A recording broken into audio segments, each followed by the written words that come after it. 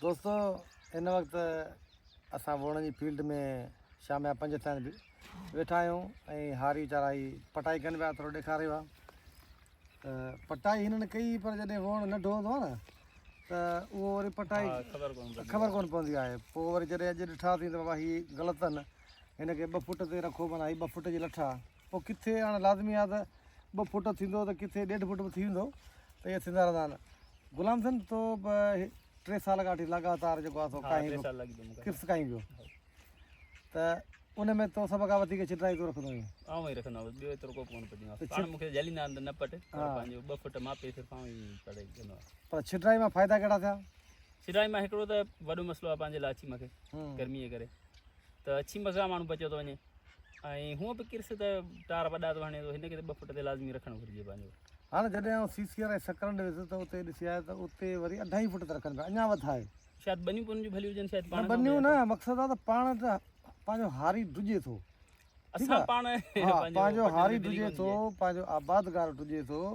हू माना 2 फुट ते रखण जे लाइ बि तयारु कोन्हे हू चए थो चूंगी कढी हिकिड़ी सिंगल कयां 2 फुट ते न रखणा पर बेसिकली ही किर्स जेको आहे इहा वैरायटी एॾी त आउं चवां थो बहितरीनु पोटेंशियल आहे माण्हू तनक़ीद कनि था त यार हीअं न हूअं ट्रिपल जिन भलियूं पर जेतिरी ग्रोथ जी स्पीड उथक माल जलण पंहिंजो फुटनि ॾियण में ॿियनि ॿिजनि सां गॾु थो कहे थो हुनखे अॻे हफ़्तो 15 ॾींहं ॾेई वञे फुटियूं पे हा उहो ॾियो वञे जल्दी वरी फारग थियो वञे कणिक बि आगाटी कजो वञे त अॼुकल्ह त पाकिस्तान में अहिड़ी का वैरायटी कोन्हे जेका सरासर ताईं 50 मण लहे ठीकु आहे कुझु हारी 50 लाहींदा कुझु 40 कुझु 30 स्टैंडर्ड रेट जेको असांजे सिंध में आहे उहो अथव 25 खां 35 मण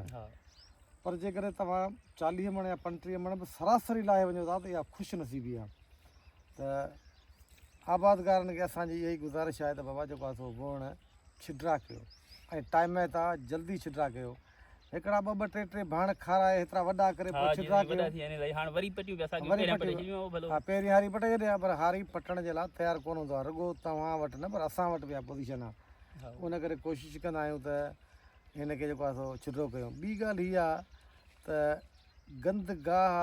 हिनखे फ़क़ति काम दवा लॻाए सघिजे थी गंदगाह आहे काम 2 शयूं मारींदी यानी हिकिड़ो तव्हांजो मारींदी सावड़ी ऐं ॿियो तव्हांजो छबर ठीकु आहे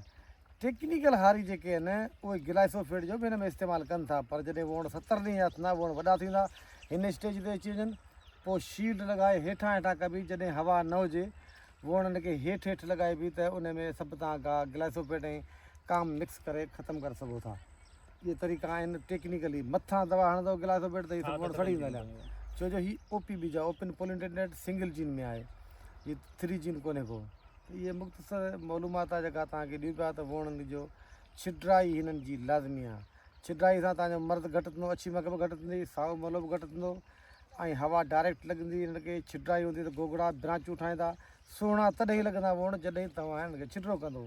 छिडरो न कंदो सुहिणो कोन लॻंदो ॿियो साईं मसइलो आहे त माण्हू चवंदा त यार 2 फुट जेकॾहिं 2 फुट कंहिंखे नथी सम्झ में ॻाल्हि अचे